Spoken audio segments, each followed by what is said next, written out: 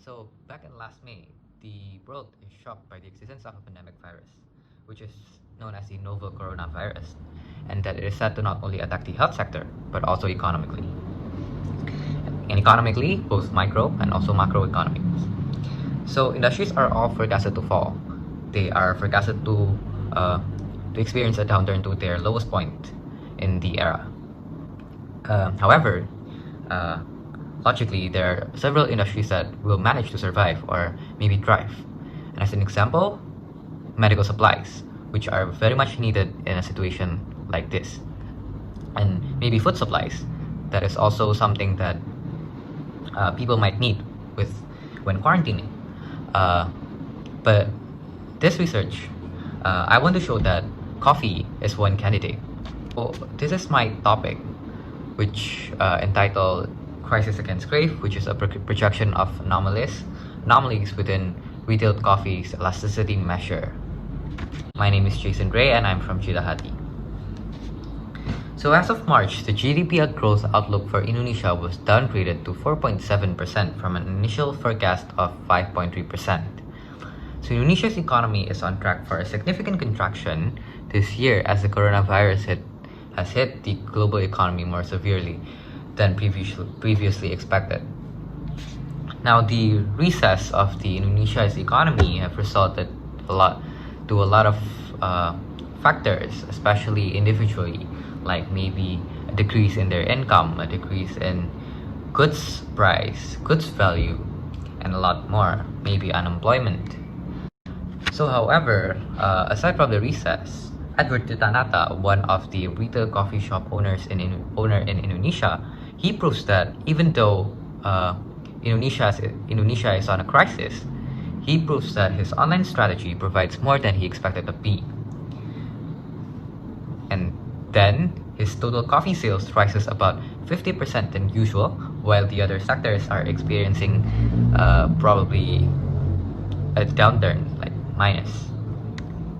So how is this possible when, in theory, as economy recess, normal goods will always experience a downturn in consumption, which means a downturn in sales or turnover, and hence a lower revenue and a lower profit.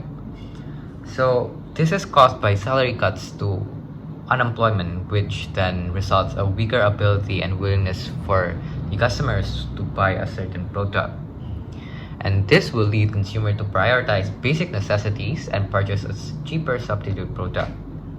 So cheaper substitute product might be a choice, and also they will mainly prioritize their basic necessities and luxury goods. So the reason behind the increment of retail coffee is that the first projection is that coffee contains an addictive substance, which is called the caffeine, which is driving the customers to further dependency. And besides that, coffee is able to relieve some of the stress. And also, same as illegal drugs that are addictive and may cause dependency, and whilst they are considered as price inelastic, or the quantity consumed does not be determined by the price change or income change. And the main big question is, will Crave beat crisis, and is coffee classified to be elastic or an inelastic good? So based on Hypo Joe's literature, he said that growth and development of a firm can be indicated through 5 different aspects, which is number of workers employed, number of market shares, number of assets owned, number of profits, and mainly sales or turnover, which is revenue. However, we are only going to measure the sales as a proving point because some variables may not be applicable in small businesses. Several attributes above are meant to be measured in long terms, while sales can be measured in such short terms within minutes or days. And some variables will not describe the increment of retail coffee sales. So the sales of a product is always leaning toward the demand of the product itself. So theory-wise, when prices, demand contradictorily falls. Why? Because it's more expensive and people are less likely to buy the product when it is expensive, and it will take up a lot of their capital space. And however, at some point, demand may change without the control of price. This is due to external factors like income in the case of normal goods, which is in response toward the increase in consumers' income in the case of inferior goods, which means that people have higher income, they will choose something that is more expensive than more expensive alternatives, and prices of substitute goods, which are the competition of the product itself, and also preference and taste. So there will be two elasticity measures that will be used in this research. The first one is price elasticity of demand, which is the reaction of demand towards the price change, and also the income elasticity of demand, or often called YT, which is defined as the reaction of demand toward the change of income of the customer. So the price elasticity can be measured and can be formulated through the formula below. Well, the income elasticity of demand can be measured through the formula below also.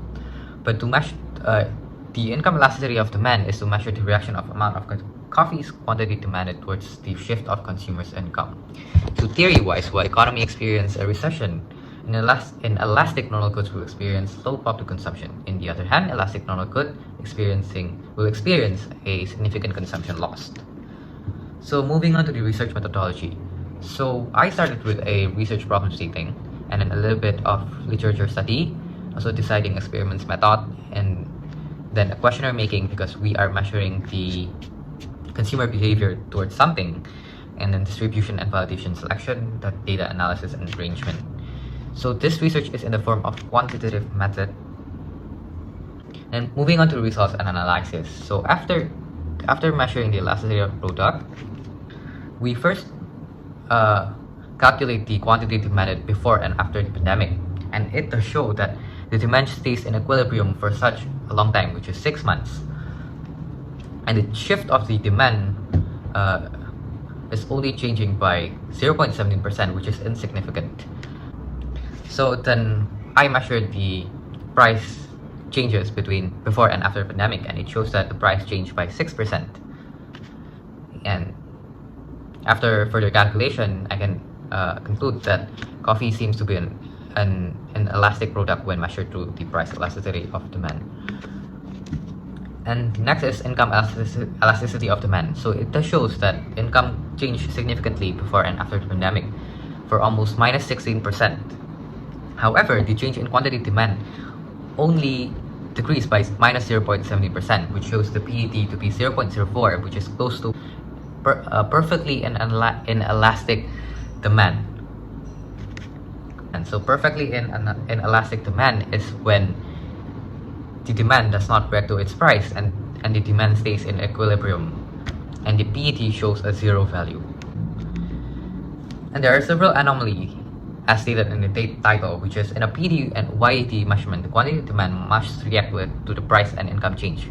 However, this research shows different, which shows how steady the demand of coffee stays. Even though the crisis hit hard, the price changes, the income also changes.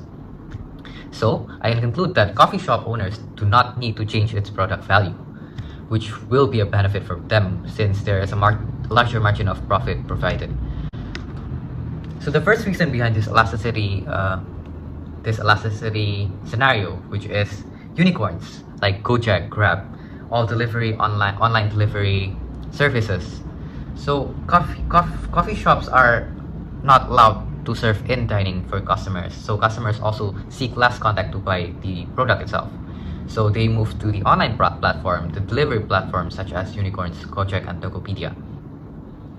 Well, right before the pandemic, a test is made, and it shows that Gojek plays 30% of the revenue of the total revenue of the coffee shop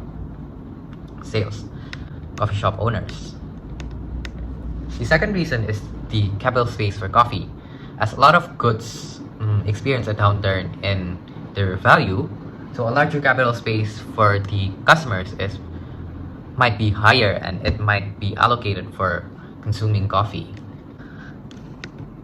So reaching the conclusion, the conclusion is that there are reasons behind this scenario of unusual elasticity. The first is the unicorn's role in sales, cravings, large capital space to spend on coffee, and coffee as a basic necessity, and also others. But meanwhile, the resistance toward coffee sales are also considerably frightening. The first resistance is economic recessions, health and sanitation assurance, low customers' income, lower margin of profit.